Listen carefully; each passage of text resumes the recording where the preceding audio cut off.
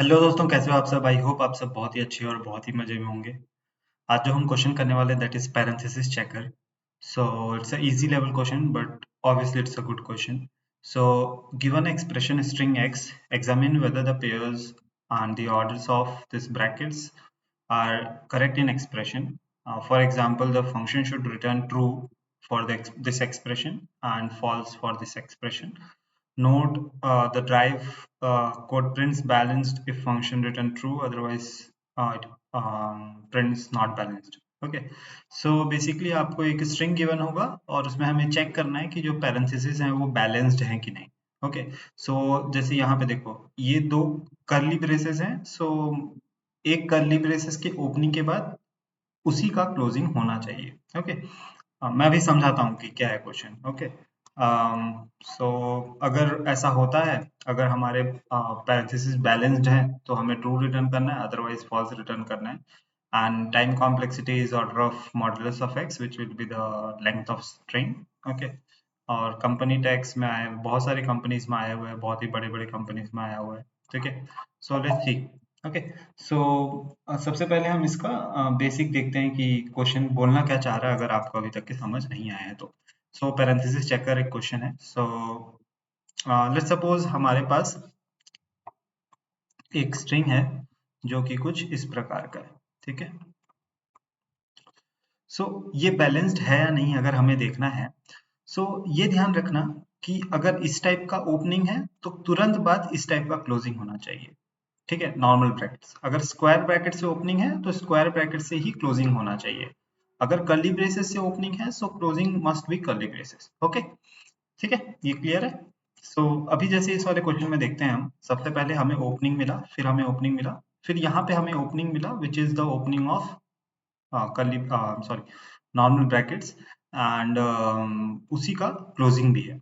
जैसे ही हमें ओपनिंग और क्लोजिंग मिला तो ये समझ लो हमारा एक अच्छा पेयर बन गया, हम इसको भूल सकते हैं. ठीक है, एक दूसरे को वो न्यूट्रलाइज कर देंगे. अब बचा क्या, ये. अब ये दोनों को देखो. सो ये हमारा स्क्वायर ब्रैकेट्स का ओपनिंग है और स्क्वायर ब्रैकेट्स का ही क्लोजिंग भी है. ये दोनों भी एक दूसरे को न्यूट्रलाइज कर देंगे और फाइनली हमारे पास क्या बचेगा, simple curly braces. Curly braces का ये स्टार्टिंग है, ओपनिंग है और ये क्लोजिंग है. ये दोनों ये भी एक दूसरे को न्यूट्रलाइज कर देंगे और खत्म हो जाएंगे और फाइनली हमें कुछ भी नहीं मिलेगा. सारे न्यूट्रलाइज हो गए. अगर सारे न्यूट्रलाइज हो जाते हैं तो हम ट्रू रिटर्न कर देंगे. इसका मतलब ये है कि ये जो हमारे पास स्ट्रिंग गिवन था, ये वाला स्ट्रिंग, ये बैलेंस्ड है. ठीक है, अभी हम कुछ और एग्जांपल्स लेते हैं. फॉर एग्जांपल, अगर हमारे पास कुछ ऐसा है, क्या ये बैलेंस्ड है? हमें पहला एक कर्ली ब्रेसेस मिला, फिर नॉर्मल ब्रैकेट्स मिला, बट अब जो क्लोजिंग वाला मिल रहा है वो नॉर्मल ब्रैकेट होना था, बट ये कर्ली ब्रैकेट्स है. ये एक दूसरे को न्यूट्रलाइज नहीं कर पाएंगे और इसका जो हमारा आंसर आएगा वो आ जाएगा फॉल्स. ठीक है, अगर मान लो मेरे पास कुछ ऐसा है. ठीक है, ये हमारा ओपनिंग है, कर्ली ब्रेसेस, स्क्वायर ब्रैकेट्स, फिर अभी जो क्लोजिंग आया वो कर्ली ब्रेसेस का आया, तो ये दोनों एक दूसरे को न्यूट्रलाइज नहीं कर पाएंगे. इस कारण हमारा आंसर जो आएगा वो आ जाएगा फॉल्स. सिंपल. ठीक है, इस टाइप के हमें पैरेंथेसिस को चेक करना है. एक सिंपल सा हम टेस्ट केस ले लेते हैं और इसको मैं ड्राई रन करके बताता हूँ कि हम इस क्वेश्चन को कैसे सॉल्व कर सकते हैं. ठीक है, फॉर एग्जाम्पल ये हमारा क्वेश्चन है, तो हम देखते हैं कि किस तरह से हम इसको सॉल्व कर सकते हैं. बस हमें ये ध्यान रखना है कि जब भी हमें क्लोजिंग मिल रहा है, जैसे यहाँ पे हमें सबसे पहला क्लोजिंग मिलेगा, उसके जस्ट पहले वाला जो है वो इसी का ओपनिंग होना चाहिए. ठीक है, कैसे इसको सॉल्व करें. ठीक है, तो देखते हैं. हम क्या करते हैं, हम देख रहे हैं कि हमें जब तक पहला क्लोजिंग नहीं मिल जाता है, हमें पुराने सारे ओपनिंग्स को रखना है. ठीक है, तो कैसे रखेंगे. ठीक है, तो हम क्या करते हैं यार, एक सिंपल सा एक बैग टाइप से ले लेते हैं. ठीक है, ये हमारा एक बैग है जिसमें हम सारे ओपनिंग वालों को रखेंगे. ठीक है, सिंपल एक बैग है, अभी मत सोचो क्या है ये, बस एक प्लेस है जहां हम इसको स्टोर कर रहे हैं, डेटा स्ट्रक्चर है. ठीक है, पहले हमें मिला ओपनिंग, हम इस ओपनिंग को यहाँ रख दिए. फिर हमें मिला ओपनिंग, ओपनिंग को यहाँ रख दिए. फिर हमें मिला यहाँ पे ओपनिंग, ओपनिंग को यहाँ रख दिए. फिर हमें पहला क्लोज्ड मिला. ठीक है, मीन्स क्लोजिंग ब्रैकेट्स मिला. हमारा क्लोजिंग ब्रैकेट ये है. अब हम देखेंगे कि हमारा जो डेटा स्ट्रक्चर था जहां पे हमने रखा था, जो सबसे टॉप पे है. ठीक है, ये वाले को नहीं, ये वाले को. जो सबसे टॉप पे है ना, क्योंकि जो टॉप पे होगा वही तो इसका क्लोजेस्ट होगा, है ना। और ठीक है, चलो। तो और एक चीज ध्यान रखना कि ये जो है ये सबसे लास्ट एंटर किया है, लेकिन इसको हम सबसे फर्स्ट एग्जामिन कर रहे हैं, तो ये कुछ ऐसा हुआ, लास्ट इन फर्स्ट आउट, कुछ ऐसा हुआ ना। हम इसको लास्ट एंट्री दिलाए थे, बट चेकिंग टाइम इसको फर्स्ट प्रायोरिटी दे रहे हैं, ठीक है। वो लेट आया बट उसके हम प्रायोरिटी पहले दे रहे हैं, है ना।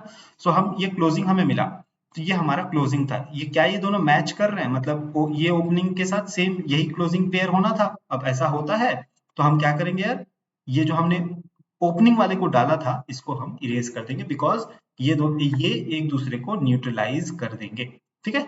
फिर यहाँ पे देखो ओपनिंग आया, ओपनिंग को मैंने फिर से यहाँ डाल दिया, क्योंकि जितने भी ओपनिंग आएंगे उसको हमें डाल देना है। फिर हमें क्लोजिंग मिला। अब जैसे ही मुझे क्लोजिंग मिला, ठीक है, तो मैं देखूंगा कि मेरा जो टॉप पे है वो क्या है, ब्रैकेट्स है, ओपनिंग ब्रैकेट्स है, और मेरे पास एक क्लोजिंग ब्रैकेट यहाँ पे है, तो ये दोनों एक दूसरे का पेयर बनता है, फिर से ये एक दूसरे को न्यूट्रलाइज कर देंगे। फिर मुझे यहाँ पे एक अगेन क्लोजिंग मिला। यहाँ पे टॉप पे क्या है, ओपनिंग, स्क्वायर ब्रैकेट्स का ओपनिंग है, और यहाँ पे स्क्वायर ब्रैकेट्स का क्लोजिंग है, तो ये फिर से वो एक दूसरे को न्यूट्रलाइज कर देंगे। फिर मैं आगे बढ़ता हूँ, तो मुझे मिला कर्ली ब्रेसेस का क्लोजिंग, और अभी मेरे टॉप पे क्या है, कर्ली ब्रेसेस का ओपनिंग, तो ये एक दूसरे को न्यूट्रलाइज कर देंगे, और फिर हमारा जो भी डेटा स्ट्रक्चर है वो कंप्लीटली खाली हो जाएगा। अगर हमारा डेटा स्ट्रक्चर में मान लो अभी कुछ बच जाता, ठीक है, अगर कुछ लेट सपोज स्टार्टिंग में, इस टेस्ट केस में स्टार्टिंग में एक और ऐसा होता, तो सबसे पहले ये गया रहता और ये अभी तक न्यूट्रलाइज हो ही नहीं पाता। अगर हमारे डेटा स्ट्रक्चर में कुछ बच जाता है, इसका मतलब हमारा जो भी ये स्ट्रिंग गिवन था वो बैलेंस्ड नहीं है, ठीक है, अगर कुछ बच जाता है तो। बट अभी हमने केस देखा था कि जहां पे हमारे डेटा स्ट्रक्चर में कुछ भी नहीं बचा, इसका मतलब हमने सारे स्ट्रिंग को चेक कर लिया और उसके सारे पैरेंथेसिस बैलेंस्ड हैं, सारे ब्रैकेट सारे पैरेंथेसिस बैलेंस्ड हैं। सो उस केस में हम यहाँ पे ट्रू रिटर्न कर देंगे। अब यहाँ पे आप देख रहे होगे कि ये बॉक्स क्या है, ठीक है, क्या ये एरे है, एरे लिस्ट है, क्या है। तो मैंने अभी आपको एक फीलिंग दिया था कि यहाँ पे last in first out principle use कर रहे हैं। अगर आपको याद होगा, last in first out principle stack में यूज होता है, क्यू में नहीं, क्यू में first in first out use होता है। अगर आपको स्टैक और क्यू में थोड़ा प्रॉब्लम होता है तो last in first out stack के लिए होता है, first in first out Q के लिए होता है, सिंपल, ठीक है, क्लियर है। चलो, हाँ, एक और चीज, एक और सिंपल सा टेस्ट केस मैं आपको बताता हूँ, ठीक है।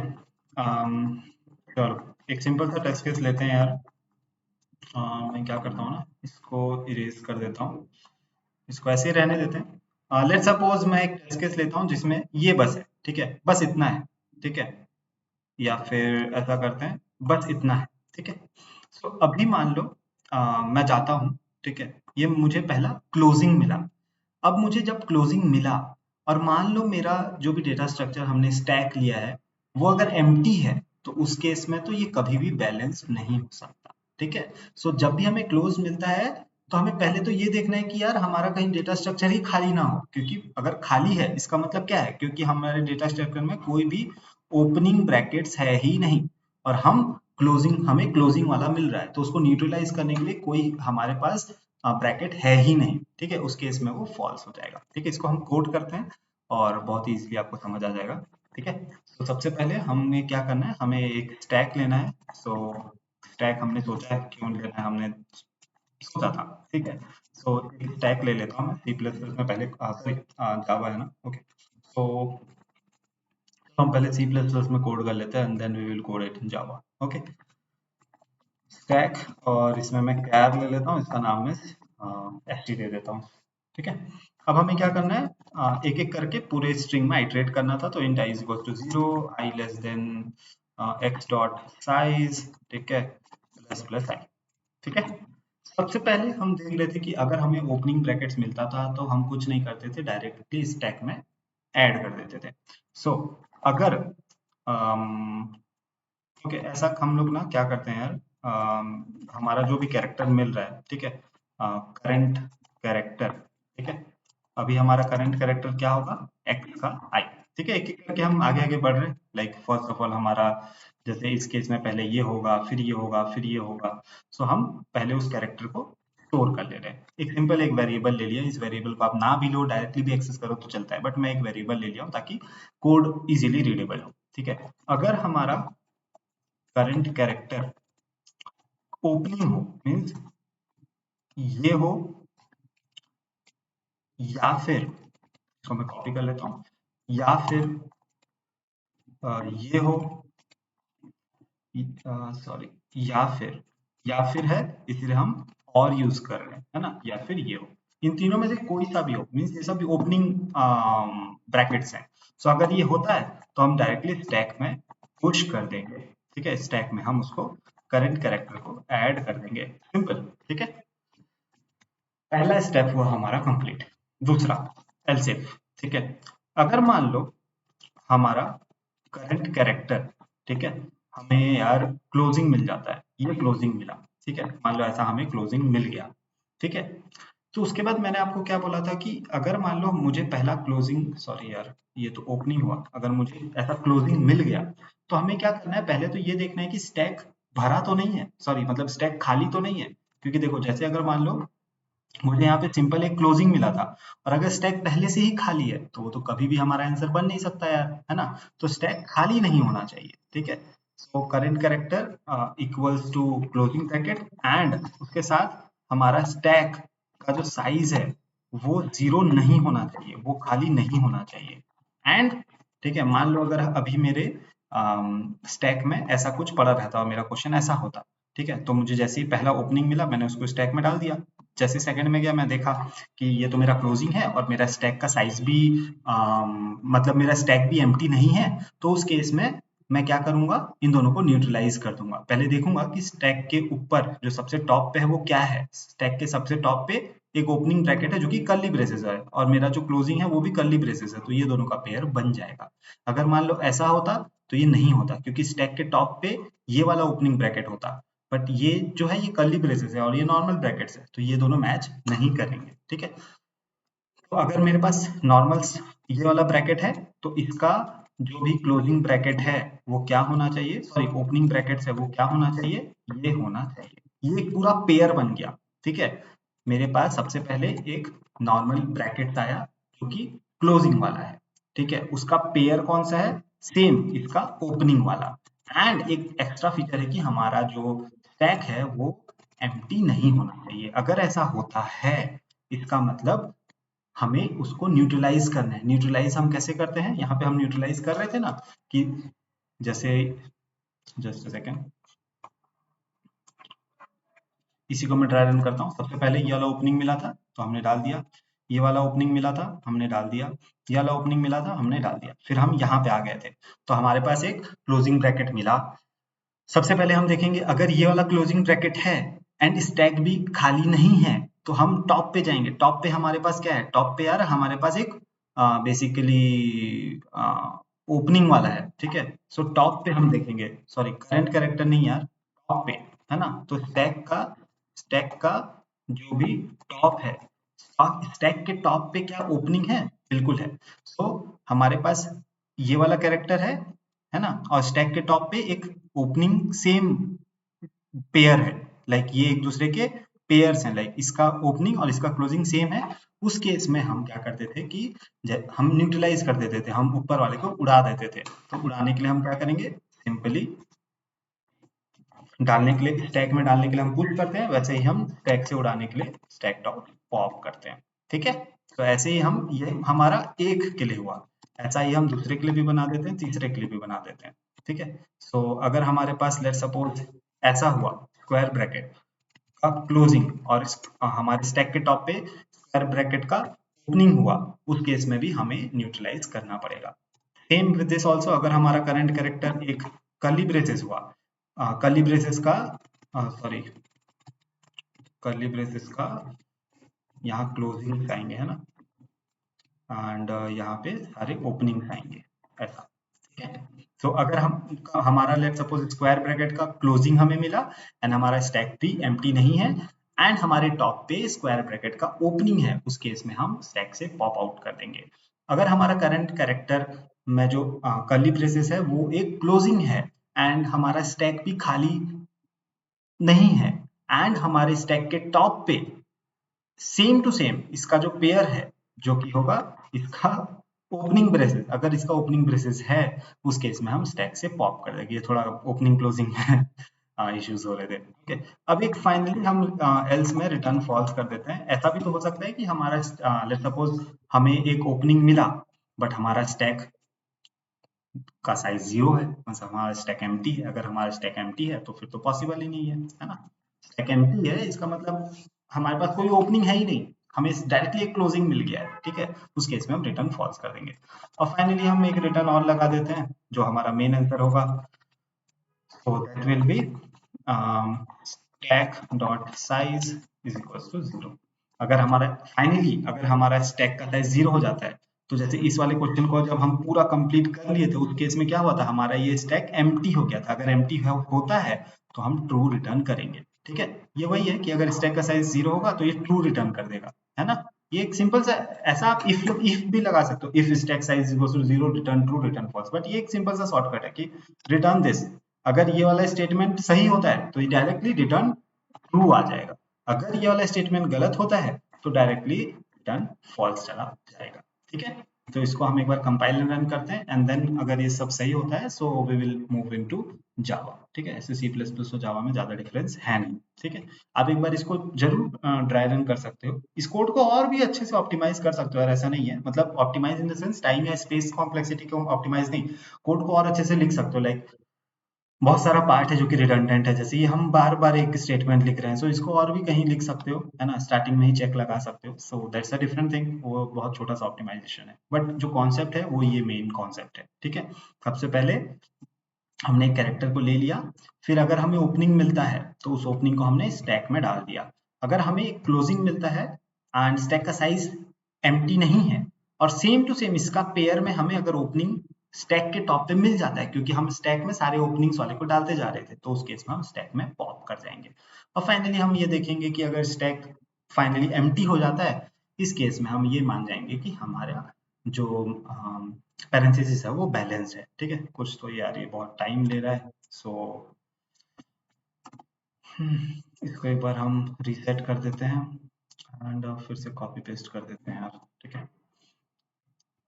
May be sometime network issue के कारण ऐसा हो जाता है। सो कंपाइल एंड रन में तो चल रहा है, बट जब हम सबमिट कर रहे हैं सो कुछ नेटवर्क इशू या इनका ही सर्वर इशू है जिसके कारण ये ऐसा हो रहा है कि ये आगे ओके हो गया।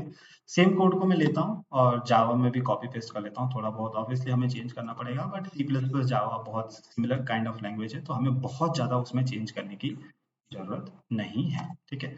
सबसे पहले तो हम सी जावा में इस तरह से हम स्टैक को लिखते हैं, स्टैक एंड यहाँ पे हम बेसिकली कैरेक्टर को स्टोर करेंगे। सो कैरेक्टर एंड एच ही नाम रखते हैं इसका, न्यू स्टैक, ठीक है। तो दैट्स इट।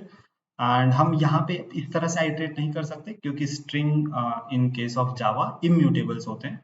सो हम सिंपली क्या करते हैं, कैर कुछ इस टाइप का लॉजिक लगाते हैं कि कैर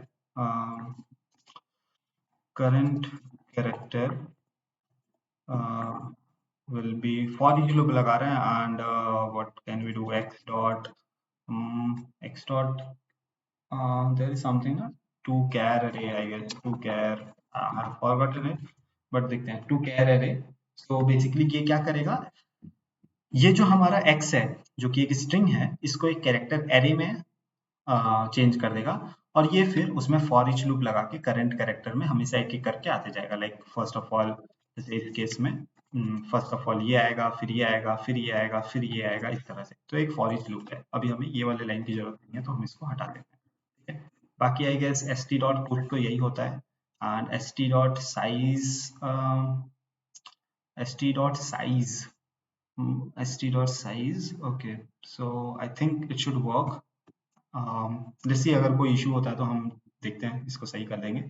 ओके, सो एस टी डॉट साइज इसमें ओके टॉप टॉप नहीं होता, ओके पीक होता है गेस ना। सो यहाँ पे हम पीक डाल देते हैं,